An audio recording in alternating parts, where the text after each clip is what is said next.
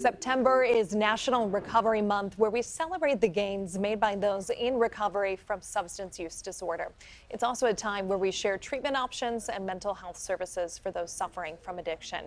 Joining us today, Kevin Fisher in studio, Executive Director of the National Alliance on Mental Illness of Michigan.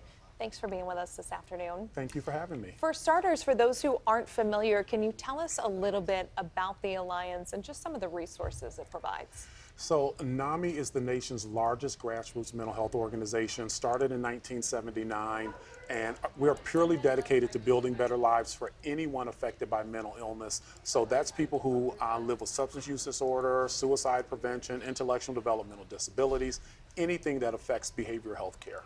If you don't mind sharing, how did you become a mental health and suicide prevention advocate? So I came to this work in 2011 after my oldest son, Dominique, was diagnosed with serious mental illness in 2007 at age 20. To our surprise, he was diagnosed with bipolar disorder and schizophrenia. We learned very quickly how little we knew about mental health care and substance use disorders.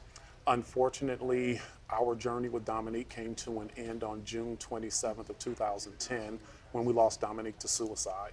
So I came to NAMI really trying to find understanding for myself as a father, and one thing kind of led to another, and so for the last almost 10 years now, I've been a behavioral health care advocate. I can only imagine what that means to people out there, knowing you've been through it personally. You know how important these sources are. Kind of going off of that, you have a big fundraiser walk coming up, correct, at Wayne State. Can you share that? Yes, so NAMI Walks is a part of the nation's largest grassroots mental health awareness raising event. Actually, we hold over 100 NAMI Walks events across the country. We'll have ours in Detroit at Wayne State this coming Saturday, September 16th at 10 a.m. It is a great way to show people who are living with behavioral health care diagnoses that there truly is support for them. The leading barrier that prevents people from seeking the help that they need is stigma. And people feel less than, they're made to feel like it's their fault, or whatever they're challenged with is their choice. And that's truly not it. Mental illness is a medical diagnosis. Substance use disorder is a diagnosis.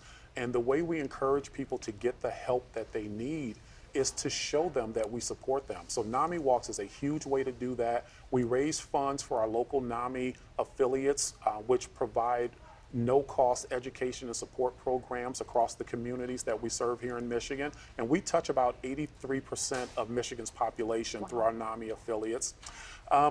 But it's also a behavioral health care fair. Many of the region's largest behavioral health care providers, whether it's Detroit Wayne Integrated Health Network, Oakland Community Health Network, their provider agencies will also be there. So it's a great behavioral health care fair where people who have questions about accessing treatment options, it's a great place to come and get that information as well. And there's no cost to participate.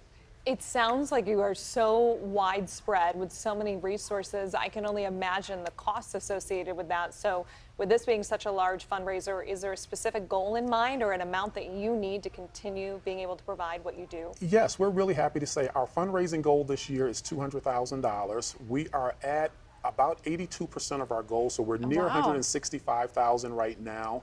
So we would love for people to make a donation. There's no cost to participate, but we encourage donations, and people can donate at namiwalks.org/Michigan.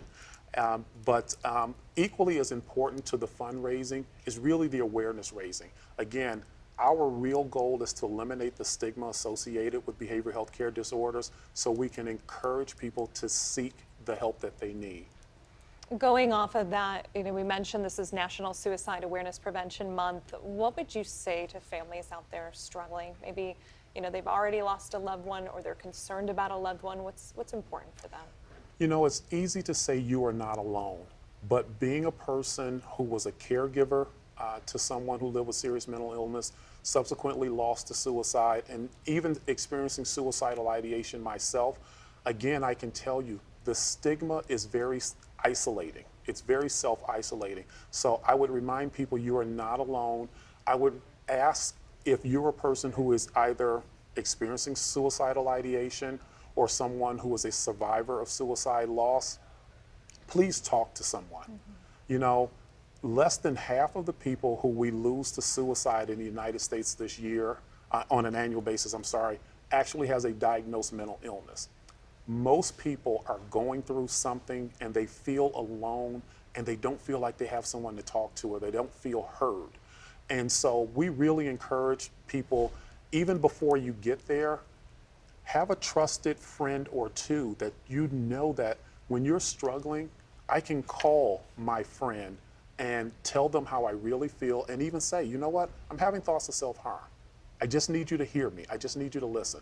That is the most significant thing we can do.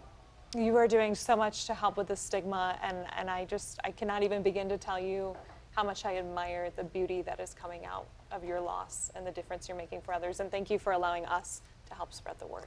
Thank you. I appreciate it.